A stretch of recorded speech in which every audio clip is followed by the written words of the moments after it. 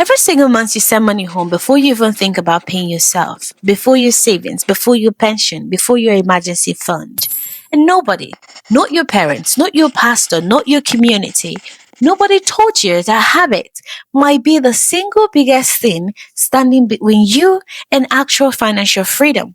Today we're talking about remittance trap. What it is, why it exists, and how to keep taking care of your family without destroying your own future. Stay with me. This one will change how you think about money forever. Let me start by saying something important. Sending money home is not the problem. It is an act of love. It is loyalty. For many of us, it is non-negotiable. And I'm not here to tell you to stop. But here's what nobody talks about. When remittances are unplanned, unstructured, and unlimited, they become a leak in your financial boat. A slow, invincible leak that keeps you working hard for years without actually building anything for yourself. You moved countries, you left your family, your community, your jollof rice, your mother's soup. You took on the mental load of navigating a new culture, new system, new weather that is frankly disrespectful. All of that sacrifice, and yet, at the end of every month, your account looks exactly the same, or even worse. I have seen this with so many people in our community, Nigerians in London, earning £3,000 a month, sending 800 home, and somehow still living paycheck to paycheck. Ghanaians in New York, Kenyans in Toronto, same story, different currency.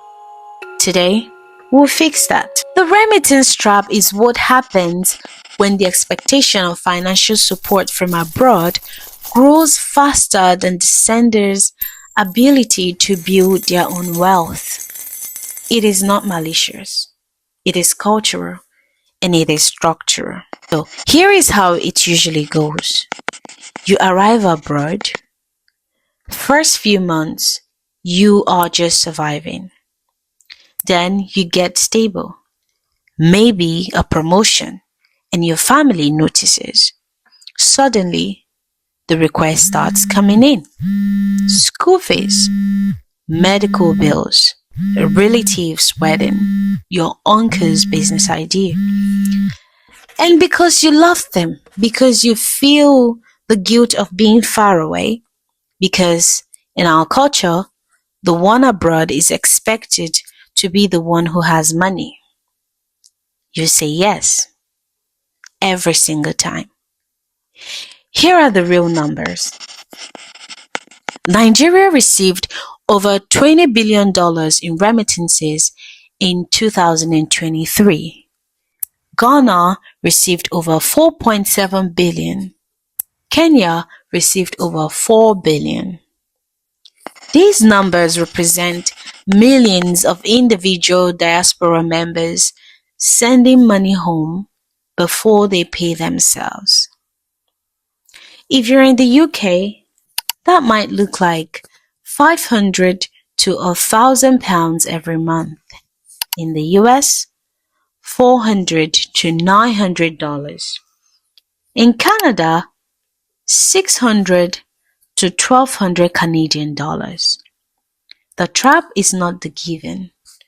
The trap is the complete absence of a system around the giving. Now, let us get real for a second. Why is it so hard to say no, or even just not right now? First, there is what we call the survivor guilt. So, you made it abroad, others did not. That invincible weight makes you feel like every penny you spend on yourself is a penny you are stealing from someone who needs it more. Second, there is the perception problem. In many of our home countries, living abroad automatically means you're rich. Full stop. It does not matter that your rent in London costs more than your cousin's salary in Lagos. They do not see that. They see your Instagram. They see you in a coat. They just assume. Third, and this one is real, there is genuine need. And these needs are like medical emergencies, school fees, food. These are not frivolous requests. These are real human needs. And turning your back on them feels impossible. Here is the key insight. The problem is not that you care.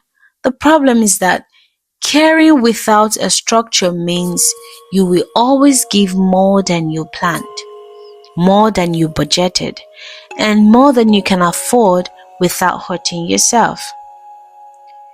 Generosity without a plan is just a slow financial leak.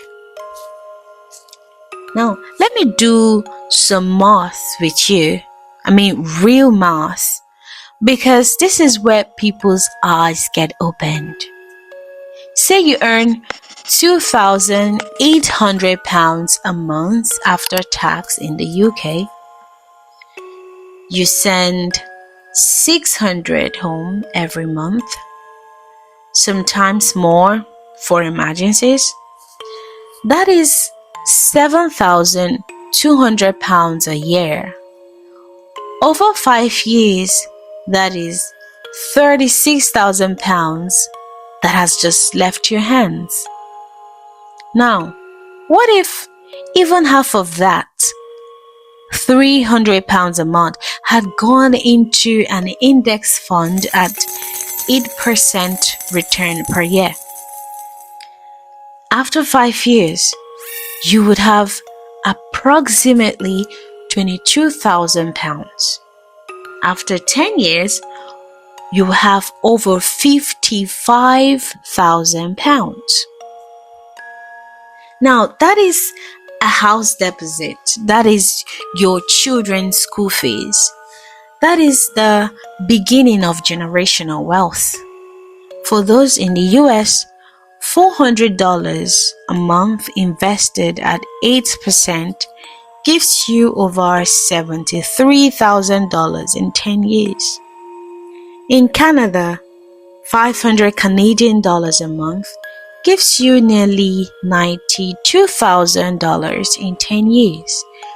And the painful part is none of this is saying do not send money. It is saying, what if you did both? What if there was a structure? Here is a practical system. I call it the remittance framework. 3 pillars. Pillar 1 is the fixed remittance budget. Decide in advance, not in the moment of a phone call, how much you will send home each month. This becomes a fixed line in your budget, just like a rent. A healthy remittance budget should be no more than 15 to 20% of your take-home income. If you earn £2,800, that is a maximum of £560 per month, not a penny more. Now, pillar 2 is the family emergency fund. Separate your own emergency fund. Set aside a small amount specifically for unexpected back-home emergencies. When that pot is empty, that is your honest answer. The fund is empty. Not, I do not have money. The fund is empty right now. This reframes the conversation from guilt to transparency.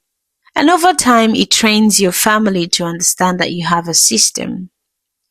Pillar 3, the wealth first transfer. Before you transfer money home this month, transfer money to your future self first. ISA, pension, index fund. Even £100 a month changes your long-term trajectory dramatically.